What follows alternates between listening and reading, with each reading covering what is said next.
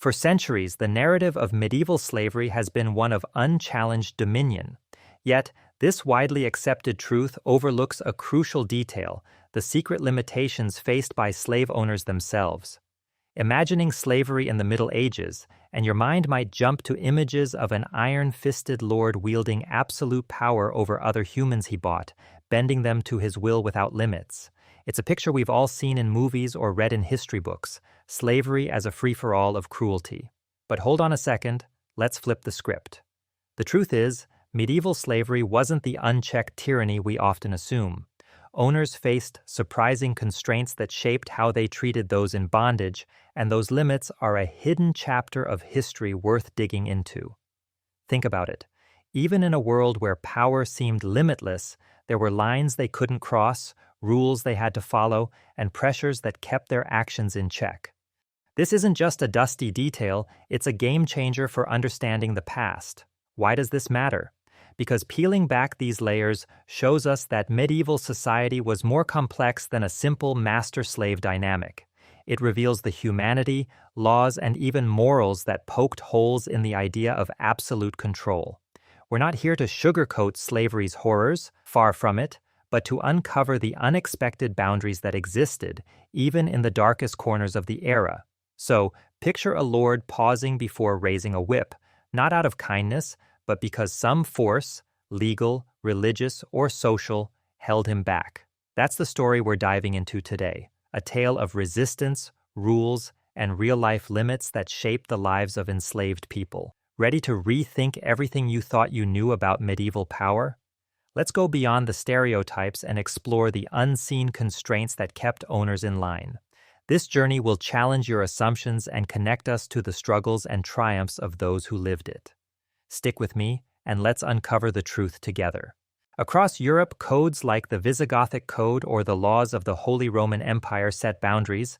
Enslaved individuals couldn't be killed without cause, of course. The cause shouldn't be, "he annoyed me," and some regions even allowed them to appeal to courts for mistreatment. Picture this: an enslaved person in 12th century France successfully pleading their case before a local magistrate, winning freedom after proving unbearable cruelty. These weren't rare flukes. Records show courts sometimes intervened, forcing owners to justify their actions or face fines. Church councils and feudal lords also issued decrees, like those in England under the Domesday Book era, where enslaved labor was regulated to maintain social order. The catch? Access to justice was uneven, often favoring those with connections, but the existence of these precedents shows law wasn't always on the owner's side. Imagine the tension. A lord sweating as a judge weighs his treatment of an enslaved worker against written codes. This legal oversight didn't erase slavery's brutality, but it created cracks in the system where enslaved people could fight back. It's a reminder that even in a harsh world, rules could offer a sliver of hope. Next time you think medieval life was all lawless power, think of those brave enough to challenge it. Ready to see how religion added another layer of restraint? Let's shift gears and explore how religion put the brakes on what owners could do to enslave people in the Middle Ages. You might picture the church as silent on slavery, but it was a major player in setting moral boundaries. Christian doctrine preached from pulpits across Europe often framed enslaved individuals as souls worthy of salvation, pushing priests to urge owners toward humane treatment. Imagine a bishop in 11th century Spain reading a decree from a church council like the Fourth Lateran Council, warning that excessive cruelty could jeopardize an owner's place in heaven. These ethical arguments weren't empty words. Some owners faced excommunication or public shaming if they ignored them. The church also pushed for manumission, the act of freeing slaves, especially on religious grounds like during holy years. Think of an enslaved person in Italy gaining freedom because their owner sought spiritual merit by letting them go. This wasn't charity. It was fear of damnation driving behavior. Sure, the church didn't abolish slavery, but its influence created a moral leash, making owners think twice before crossing lines. Picture a lord hesitating, weighing eternal consequences against a moment of rage.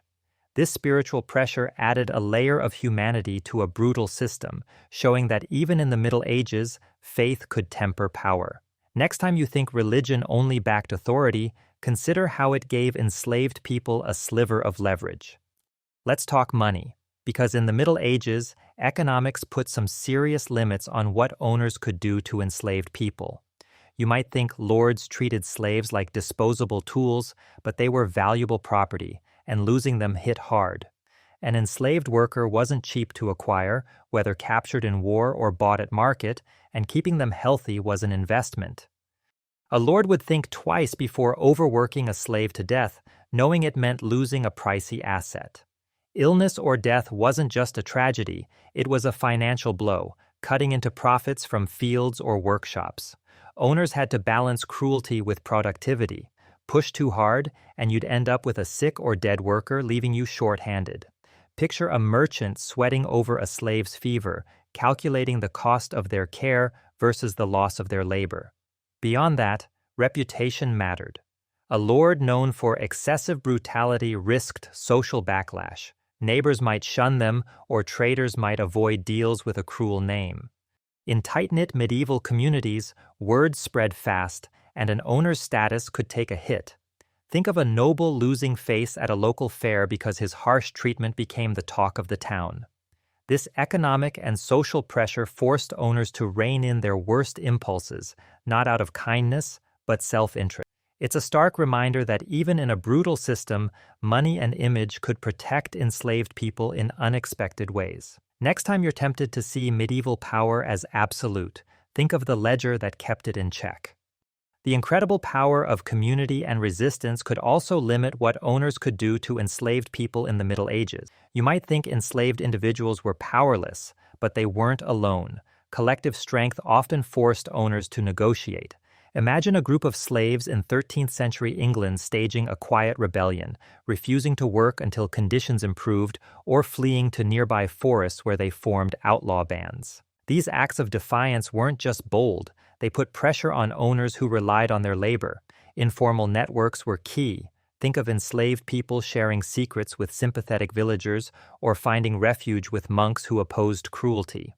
Picture a runaway slave finding food and shelter through a hidden chain of allies, turning the community into a lifeline. Even subtle resistance like slowing work or sabotaging tools made owners think twice about pushing too far. This wasn't just survival, it was a pushback that reshaped power dynamics. The absolute control we imagine starts to crumble when we see how enslaved people used unity and courage to carve out space for themselves. It's a testament to human spirit that even in the darkest times, they found ways to fight back.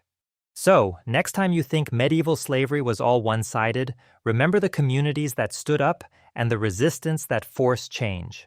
This reevaluates the whole idea of absolute power, showing it was never as solid as it seemed.